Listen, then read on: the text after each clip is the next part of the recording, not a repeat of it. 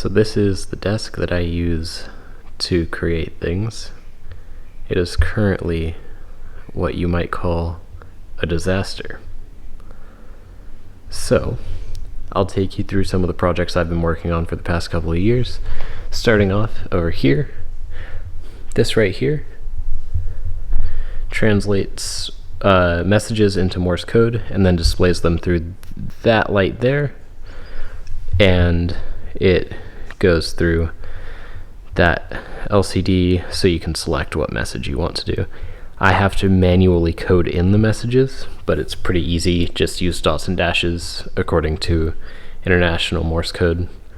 Currently it is broken. You can see that those wires there, like this one here, just aren't connected.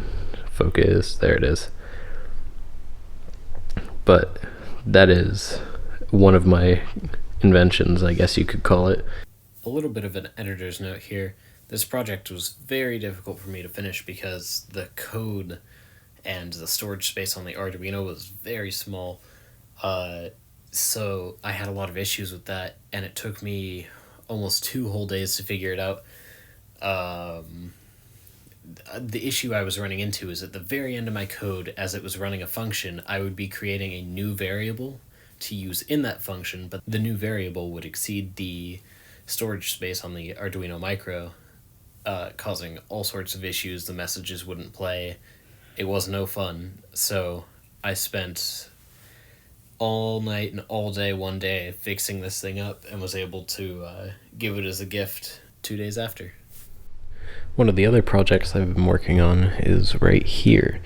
This power supply unit was burning the computers connected to it. We have a mining operation, and then the cables on it, after getting melted, were corroding like this. So that also led to the connections on each of these Doge miners burning and needing to be completely replaced. So that job fell to me, and that is what I have been doing. So this is one of the Doge miners out of the 3 that got burnt. And let's get this on this side first. These 6 holes right above my finger here, it's a little bright. Those 6 holes there are where the pins go in, and you have to melt the solder, which is apparently a very high temperature solder, and push through the pins, resolder, and then do everything again 2 more times. And while my dad was helping me with it, he accidentally took off the SD card of this internet board right here. He accidentally removed it with force off the back right there. See all the pins and such. So I have to figure out a way to reconnect that. I tried a heat gun, didn't work, so I'm probably going to try solder. It's like a soldering iron, not sure if that'll go. Another thing I finally got around to doing was getting myself some business cards. You can see Vistaprint here. Let's see.